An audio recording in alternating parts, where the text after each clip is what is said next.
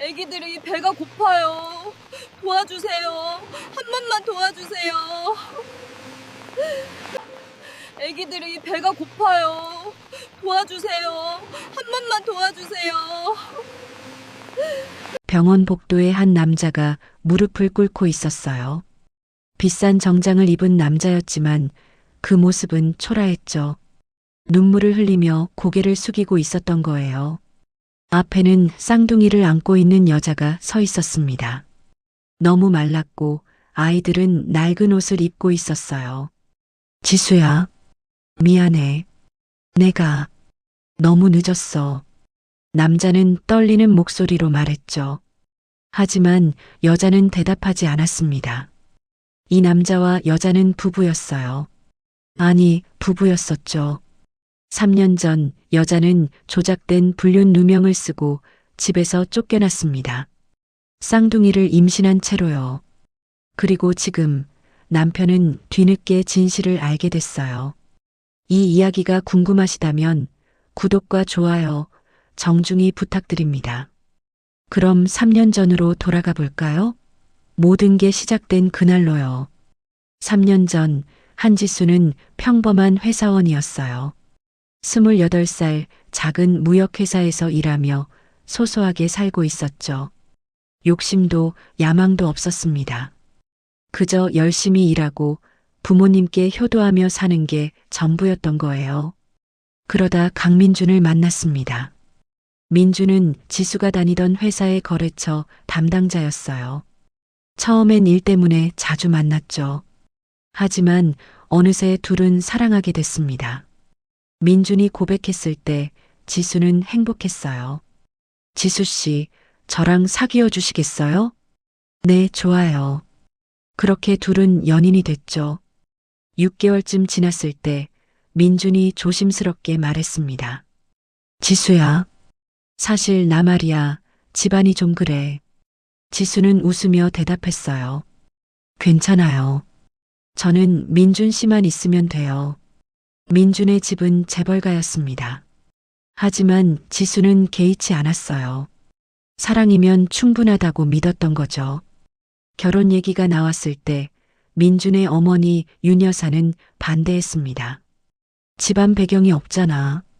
아버지는 작은 식당 하시고 그런 집 딸을. 하지만 민준은 포기하지 않았어요. 어머니를 설득했고 결국 결혼 허락을 받아냈죠. 결혼식 날이었습니다. 지수는 웨딩드레스를 입고 행복하게 웃고 있었어요. 민준도 지수 손을 꼭 잡으며 말했죠. 평생 행복하게 해줄게. 시어머니 윤 여사도 결혼식장에 왔습니다. 하지만 미소 속에 온기는 없었어요. 잘 살아보자. 그 말을 들으며 지수는 약간의 불안을 느꼈지만 곧 떨쳐냈습니다. 민준이 있으니까요. 신혼집은 민준 집안 소유의 아파트였어요. 넓고 좋았죠. 지수는 감사한 마음으로 살림을 시작했습니다. 하지만 결혼 생활은 생각보다 쉽지 않았어요. 시어머니는 일주일에 한 번씩 찾아왔습니다. 그리고 집안 구석구석을 살폈죠. 여기 먼지 있네. 냉장고 정리 이렇게 하는 거 아니야. 요리는 이렇게 하는 게 아니고. 지수는 참았어요. 며느리니까 당연하다고 생각했던 거죠. 민주는 회사 일로 바빴습니다. 집에 오면 피곤해서 곧장 잠들었어요. 지수는 혼자 시댁 눈치를 보며 지냈죠. 1년쯤 지났을 때 지수는 느꼈습니다. 이 집에서 자기는 환영받지 못한다는 것을요. 시어머니는 명절 때마다 친척들 앞에서 지수를 무시했어요. 우리 집 며느리는 집안이 좀 그래서 뭐 아들이 좋다니까 어쩌겠어요. 지수는 고개를 숙였습니다. 민주는 옆에서 아무 말도 하지 못했어요. 그래도 지수는 버텼습니다. 민준을 사랑했고 언젠가는 시어머니도 자기를 인정해 줄 거라 믿었던 거예요. 하지만 지수는 몰랐죠. 시어머니가 이미 자기를 내쫓을 계획을 세우고 있다는 것을요. 결혼 1년 반이 지난 어느 날 모든 게 무너지기 시작했습니다. 결혼 1년 반이 지난 어느 금요일 저녁이었어요. 지수는 저녁 준비를 하고 있었습니다. 민준이 곧 퇴근할 시간이었죠. 초인종이 울렸어요. 시어머니였습니다. 어머님, 어서 오세요. 지수는 반갑게 맞이했죠. 하지만 시어머니의 얼굴은 차가웠어요. 민준이 어디 있어? 아직 퇴근 안 하셨어요. 곧 오실 거예요. 시어머니는 소파에 앉아 기다렸습니다. 지수는 차를 내왔죠. 30분쯤 지나 민준이 집에 들어왔어요. 어머니, 무슨 일이세요? 민준은 놀라서 물었습니다. 시어머니가 예고 없이 온 건 처음이었거든요. 시어머니는 가방에서 봉투를 꺼냈어요. 그리고 탁자 위에 사진들을 쏟아냈죠. 지수는 숨이 멎었습니다. 사진 속에는 여자가 남자와 호텔 로비에서 포옹하고 있었어요. 여자의 얼굴은 지수였죠. 이게 뭐예요? 지수는 떨리는 목소리로 물었습니다. 시어머니가 차갑게 말했어요. 이게 내 아내다. 불륜이야. 민준은 사진을 집어들었습니다. 얼굴이 창백해졌죠. 민준아, 이거 저 아니에요. 전 이 남자 모르고 이 호텔도 가본 적 없어요. 지수는 필사적으로 말했어요. 하지만 사진은 너무 선명했습니다. 얼굴도 옷도 심지어 액세서리까지 지수가 가진 것과 똑같았죠. 날짜 봐. 지난달 15일이야. 민준이가 출장 갔던 날이지. 시어머니는 냉정하게 말했습니다. 아니에요. 그날 저는 집에 있었어요. 민준이한테 전화도 했잖아요. 지수는 울며 항변했어요. 민준은 사진을 보며 입술을 깨물었습니다. 그날 저녁 지수에게서 전화를 받긴 했었죠. 하지만 사진 속 시간은 오후였어요. 민준아, 말해봐요. 저 아니잖아요. 지수는 남편을 바라봤습니다. 민준은 고개를 들지 못했어요. 민준아, 지수야. 이 사진이. 민준의 목소리가 떨렸습니다. 믿고 싶었지만 증거가 너무 확실해 보였던 거죠. 시어머니가 일어섰어요. 내일까지 짐 싸서 나가. 이혼 서류는 변호사가 보낼 거야. 어머님, 저 진짜 아니에요. 이거 조작된 거예요. 지수는 울부짖었습니다. 조작? 증거도 없으면서 말만 그렇게 하면 뭐해? 시어머니는 비웃듯 말했죠. 민준아, 나 좀 믿어줘요. 우리 결혼했잖아요. 내가 왜 그런 짓을. 지수는 민준의 팔을 잡았습니다. 민준은 지수의 손을 뿌리쳤어요. 지수야, 일단 집 좀 나가 있어. 생각 좀 해보자. 그 말에 지수의 세상이 무너졌습니다. 민준아, 미안해. 근데 이 사진을 어떻게 설명할 거야? 민준은 고개를 돌렸어요. 시어머니가 차갑게 말했습니다. 오늘 밤까지 나가. 내일 아침까지 있으면 경비 부를 거야. 지수는 더 이상 말할 수 없었어요. 그날 밤 지수는 옷까지 몇 벌만 가방에 넣었습니다. 손이 떨려서 제대로 정리도 못했죠. 현관문을 나설 때 민준은 거실에 앉아 있었어요. 고개를 숙이고요. 민준아, 나 진짜 안 했어. 믿어줘. 지수는 마지막으로 말했습니다. 민준은 대답하지 않았어요. 문이 닫혔습니다. 그 소리가 지수의 귀에 평생 남았죠. 복도를 걸어나가며 지수는 울었어요. 억울했고 분했고 무엇보다 민준이 자기를 믿지 않는다는 게 가장 아팠습니다. 엘리베이터를 타고 내려가며 지수는 생각했어요. 어떻게 저런 사진이 생긴 거지? 나는 정말 안 했는데. 하지만 지수는 몰랐습니다. 그 사진이 인공지능으로 조작된 거라는 것을요. 그리고 더 큰 비극이 기다리고 있다는 것도요. 집에서 나온 지수는 친구 집에서 며칠을 보냈어요. 일주일 후 택배가 도착했습니다. 이혼 서류였죠. 지수는 종이를 보며 울었어요. 민준에게 전화를 걸었지만 받지 않았습니다. 문자도 읽지 않았죠. 정말 끝인가? 지수는 떨리는 손으로 이혼 서류에 서명했어요. 선택의 여지가 없었던 거죠. 2달이 지났습니다. 지수는 작은 고시원 방을 얻어 혼자 살고 있었어요. 편의점 알바로 근근히 생활했죠. 어느 날 지수는 몸이 이상했습니다. 계속 메스꺼웠고 어지러웠어요. 병원에 갔습니다. 임신입니다. 의사의 말에 지수는 숨이 멎었어요. 임신. 몇 주요? 13주 정도 되셨네요. 아, 쌍둥이시네요. 축하드립니다. 의사는 웃으며 말했죠.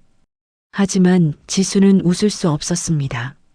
초음파 화면에 2개의 작은 생명이 보였어요. 지수는 화면을 보며 눈물을 흘렸죠. 민준이 아이. 우리 아이들. 병원을 나오며 지수는 생각했습니다. 알려야 할까? 하지만 전화번호는 이미 차단됐었어요. 그리고 무엇보다 믿지도 않았던 남편에게 돌아갈 수는 없었습니다. 혼자 키우자. 내가 키울 수 있어. 지수는 결심했어요. 집으로 돌아오는 길, 지수는 부모님께 전화를 걸었습니다. 그동안 연락을 못 했었거든요.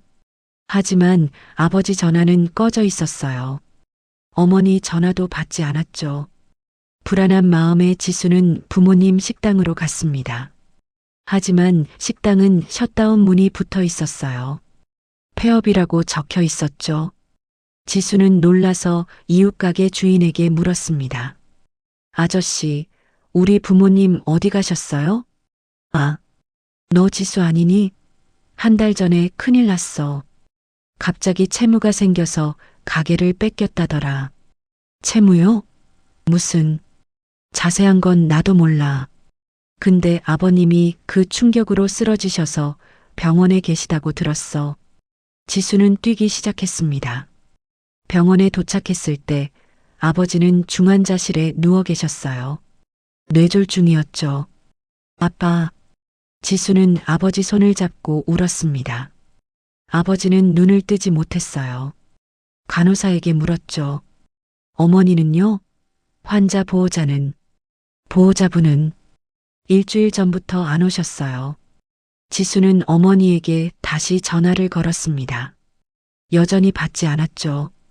병원비 고지서를 받았을 때 지수는 눈앞이 캄캄했어요. 이미 밀린 돈만 2천만 원이 넘었습니다. 지수는 병원 행정실에 갔어요. 제가 분할로라도 낼 수 있을까요? 환자분 딸이시죠? 죄송하지만 이번 주까지 500만 원은 내셔야 해요. 안 그러면 지수는 머리가 하얘졌습니다. 500만 원은 지수가 반년을 일해도 모을 수 없는 돈이었거든요. 그날 밤 지수는 고시원에 돌아와 조사를 시작했어요. 부모님 식당이 왜 갑자기 빼앗겼는지 알아봤죠. 자료를 찾던 중 지수는 발견했습니다. 채무자가 어머니 이름으로 된 대출 서류였어요. 하지만 서명이 이상했죠. 이게 엄마 필체가 아닌데. 더 조사하자 진실이 보였습니다. 대출 서류는 위조됐고 그 돈은 어디론가 빠져나갔어요.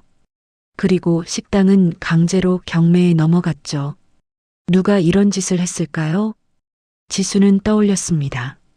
시어머니의 차갑던 눈빛을요. 설마 이것도? 하지만 증거는 없었습니다. 지수는 그날 밤 혼자 울었어요. 남편은 자기를 버렸고 부모는 무너졌고 뱃속에는 아기 둘이 자라고 있었습니다. 지수는 완전히 혼자가 됐어요. 창밖을 보며 지수는 중얼거렸죠. 그래도 이 아이들은 꼭 지킬 거야. 손을 배 위에 올렸습니다.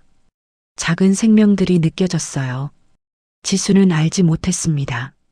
앞으로 더 큰 고통이 기다리고 있다는 것을요. 임신 5개월이 지났을 때 지수는 고시원 방에서도 쫓겨났어요. 월세를 낼 수 없었던 거죠. 배는 불러오는데 일은 할 수 없었습니다. 지수는 갈 곳이 없었어요. 밤거리를 헤매다 지수는 한 건물을 발견했습니다. 철거 예정이라고 붙어 있는 폐가였어요. 창문은 깨져 있었고 문은 반쯤 열려 있었죠. 지수는 안으로 들어갔습니다.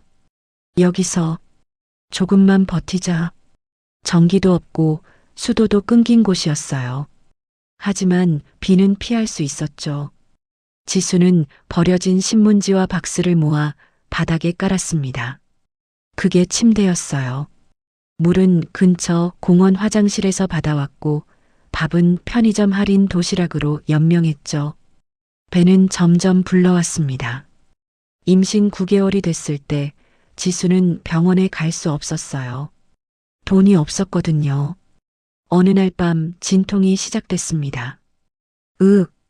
지수는 바닥에 주저앉았어요. 배가 너무 아팠죠. 진통은 점점 심해졌습니다.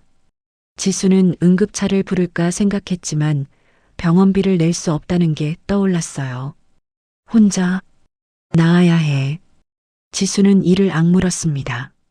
한밤중 지수는 폐가 바닥에서 아이를 낳았어요. 혼자서요. 첫 아이가 나왔습니다. 울음소리가 폐가에 울려 퍼졌죠. 으앙. 지수는 떨리는 손으로 아이를 안았어요. 딸이었습니다. 미안해. 엄마가 미안해. 지수는 울며 아이를 닦아냈습니다. 준비해둔 낡은 수건으로요. 잠시 후 두 번째 진통이 왔어요. 또 다른 아이였죠. 지수는 정신을 잃을 것 같았지만 버텼습니다. 아이들을 위해서요. 두 번째 아이도 딸이었어요. 쌍둥이를 안고 지수는 울었습니다. 기쁨과 슬픔이 섞인 눈물이었죠. 잘 태어나줘서 고마워. 하지만 현실은 냉혹했습니다. 분유를 살 돈이 없었어요. 지수는 편의점에서 제일 싼 분유를 샀지만 이틀이면 떨어졌죠. 분유가 떨어지면 지수는 물을 더 많이 섞어 먹였습니다. 미안해. 조금만 참아. 아이들은 배가 고파 울었어요. 지수도 울었죠. 기저귀도 살 수 없었습니다. 지수는 자기가 입던 옷을 찢어서 기저귀를 만들었어요. 빨래는 공원 화장실에서 손으로 했죠. 겨울이라 손이 얼어붙었지만 참았습니다. 밤이면 아이들이 추워서 울었어요. 지수는 아이들을 품에 안고 자기 체온으로 녹여줬죠. 엄마가 따뜻하게 해줄게. 울지 마.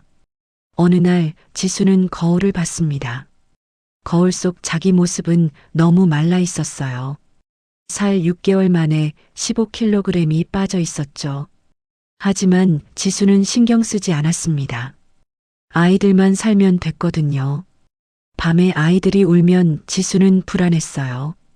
소리가 밖으로 새나갈까 봐요. 한 번은 아이가 너무 크게 울자 지수는 자기 입술을 깨물며 참았습니다. 피가 났지만 신경 쓰지 않았죠. 쉿. 조금만 참자. 석 달이 지났습니다.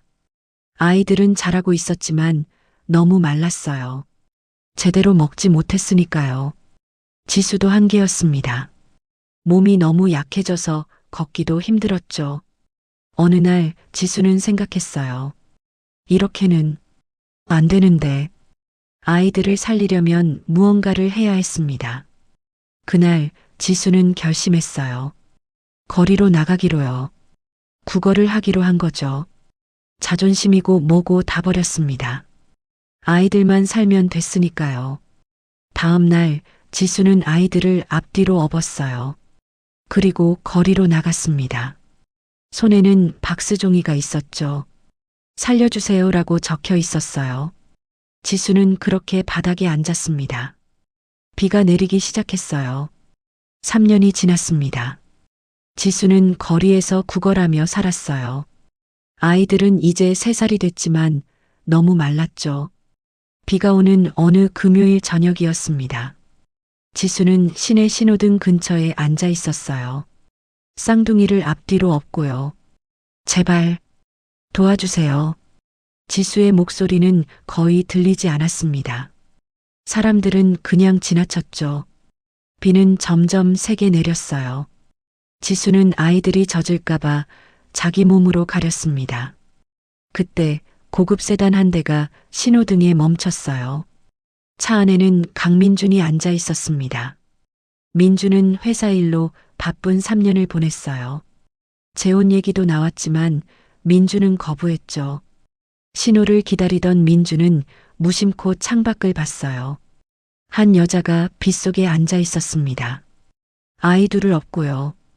여자가 고개를 들었습니다. 민준은 숨이 멎었어요. 지수였습니다. 신호가 바뀌었지만 민준은 차를 움직이지 못했어요. 뒷차가 경적을 울렸죠. 민준은 황급히 차를 길 한쪽에 세웠습니다. 차에서 내렸어요. 비가 민준의 정장을 적셨지만 신경 쓰지 않았습니다. 천천히 지수 쪽으로 걸어갔죠. 5미터쯤 떨어진 곳에서 멈췄어요. 지수는 고개를 숙이고 있었습니다.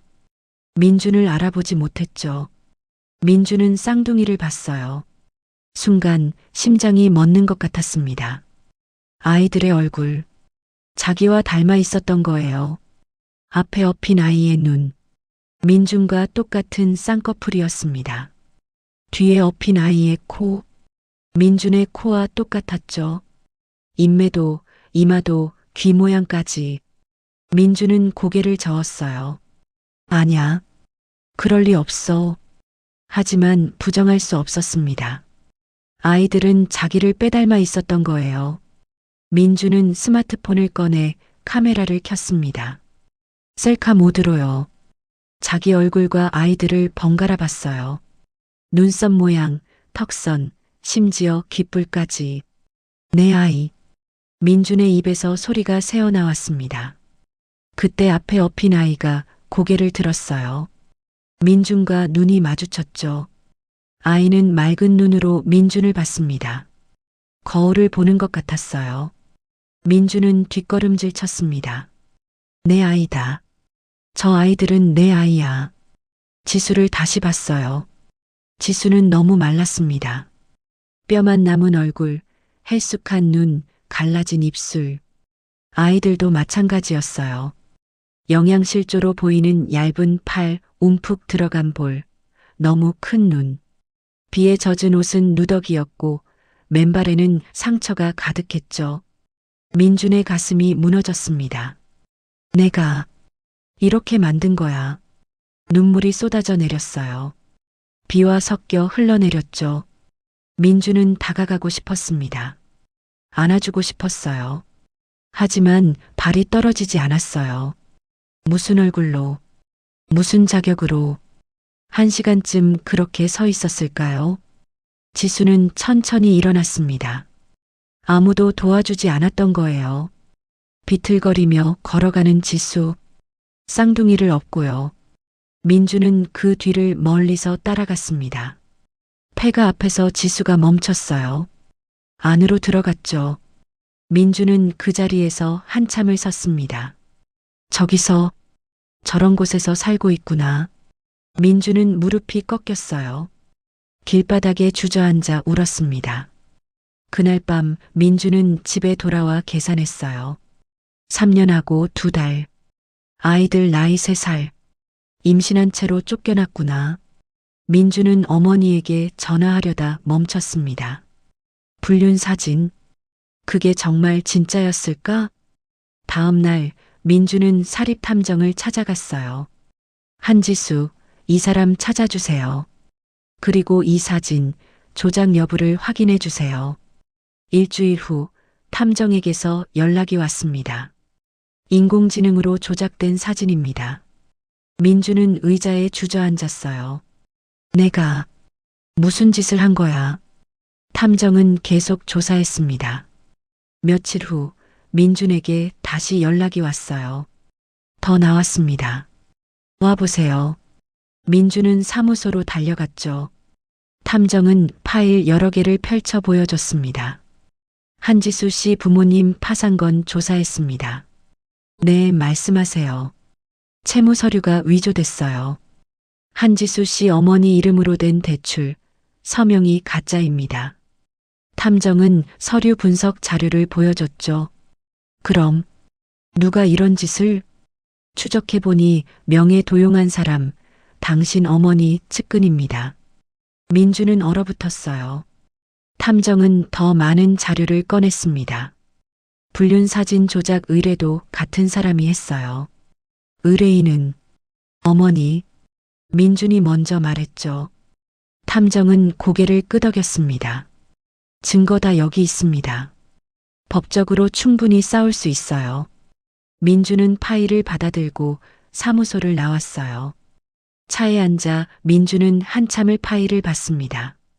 사진 조작 의뢰서, 채무 위조 증거, 동거래 내역. 모든 게 어머니로 연결됐죠. 민주는 핸들을 쳤습니다. 빌어먹을. 그날 저녁 민주는 어머니 집으로 갔어요. 시어머니는 거실에서 차를 마시고 있었습니다. 민준아, 무슨 일이니? 어머니, 이게 뭡니까? 민주는 파일을 탁자 위에 던졌어요. 시어머니는 서류를 봤습니다. 표정이 굳었죠. 이게 어디서? 사진 조작이었어요. 지수는 결백했습니다. 민준의 목소리가 떨렸어요. 시어머니는 차를 내려놓고 천천히 말했습니다. 그래, 내가 했다. 민주는 믿을 수 없다는 표정이었죠. 왜요? 왜 그런 짓을 했어요? 가문을 지킨 거다. 시어머니는 담담하게 말했어요. 그 애는 우리 집안에 어울리지 않았어. 집안 배경도 없고 돈도 없고 그게 사람을 망가뜨릴 이유가 됩니까? 민주는 소리쳤습니다. 시어머니는 눈썹 하나 까딱하지 않았어요. 너를 위한 거였다. 더 좋은 집안 딸이랑 다시 결혼하라고. 지수 부모님까지 파산시킨 것도 어머니입니까? 민준이 물었죠. 뿌리를 뽑아야 완전히 끝나는 거야. 그 말에 민주는 온몸에 소름이 돋았습니다.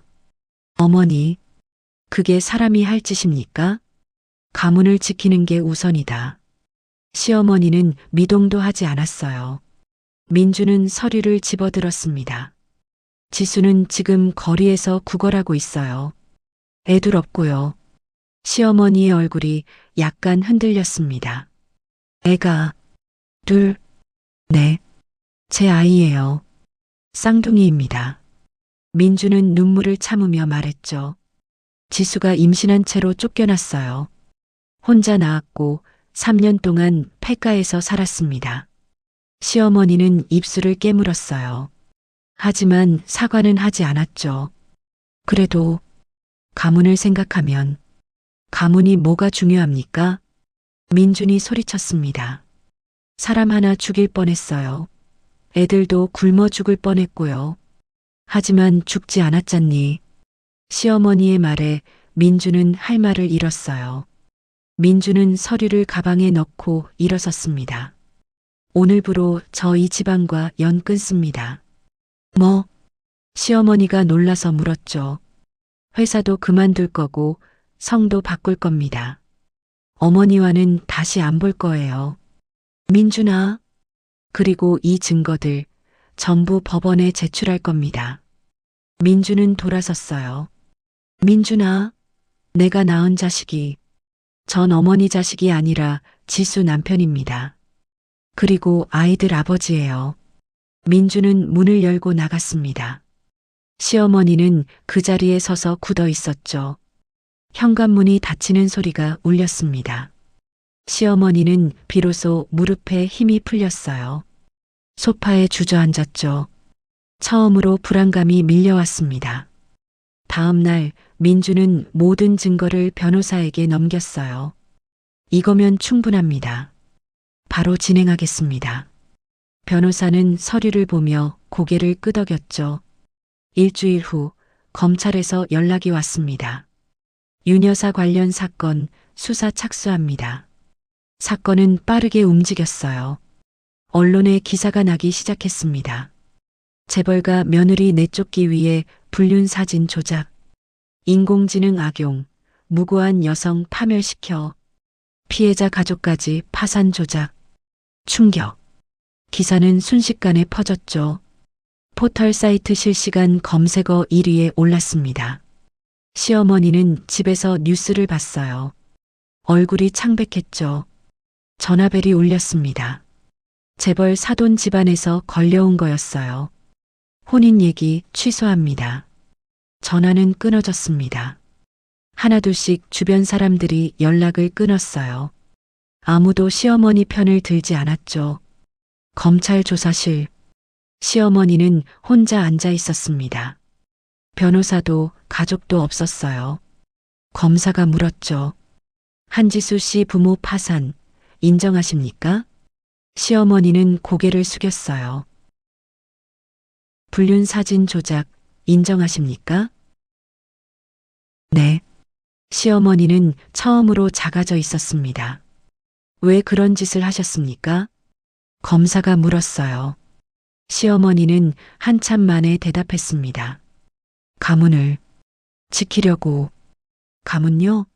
사람 하나 망가뜨려서 지키는 가문이 무슨 의미가 있습니까? 검사는 차갑게 말했죠. 시어머니는 아무 말도 하지 못했어요. 한 달 후 법정이었습니다. 방청석에는 기자들이 가득했어요. 시어머니는 피고석에 앉아 있었죠. 판사가 판결문을 읽기 시작했습니다. 피고인 윤 여사는 허위 사실로 타인의 명예를 훼손하고 문서를 위조하여 재산을 편취했으며 시어머니는 고개를 들지 못했어요. 이는 단순한 개인 간의 갈등이 아니라 권력과 재력을 이용한 조직적 범죄입니다. 판사의 목소리는 단호했습니다. 피고인은 가문을 지킨다는 명분으로 한 가족을 파멸시켰습니다. 그러나 법은 가문이 아니라 죄를 심판합니다. 방청석이 숙연해졌어요. 피고인에게 징역 3년을 선고합니다. 망치 소리가 울렸습니다. 시어머니는 그 자리에서 무너졌어요. 법원을 나온 시어머니는 기자들에게 둘러싸였습니다. 피해자에게 할 말 있으십니까? 가문보다 사람이 먼저라고 생각 안 하십니까? 시어머니는 대답하지 않고 차에 올랐죠. 며칠 후 법원은 추가 판결을 내렸습니다. 시어머니의 재산 중 10억 원을 피해 배상금으로 몰수했어요. 한지수와 그 가족에게 지급하라는 명령이었죠. 회사 이사직도 박탈됐습니다. 재벌가에서의 지위는 사라졌어요. 시어머니는 빈 저택에 혼자 앉아 있었습니다. 하인들도 떠났고 친구들도 연락을 끊었죠. 전화벨이 울렸어요. 민준이었습니다. 시어머니는 받지 않았어요. 문자가 왔죠. 지수를 찾았습니다. 병원에 있습니다. 어머니는 오지 마세요. 시어머니는 핸드폰을 내려놨습니다. 처음으로 눈물이 났어요. 하지만 이미 너무 늦었죠. 거울을 봤습니다. 늙고 외로운 여자가 보였어요. 가문을 지켰지만 모든 걸 잃었구나. 시어머니는 소파에 주저앉았습니다. 집은 조용했어요. 무섭도록 조용했죠. 그날 밤 시어머니는 처음으로 후회했습니다. 하지만 돌이킬 수는 없었어요.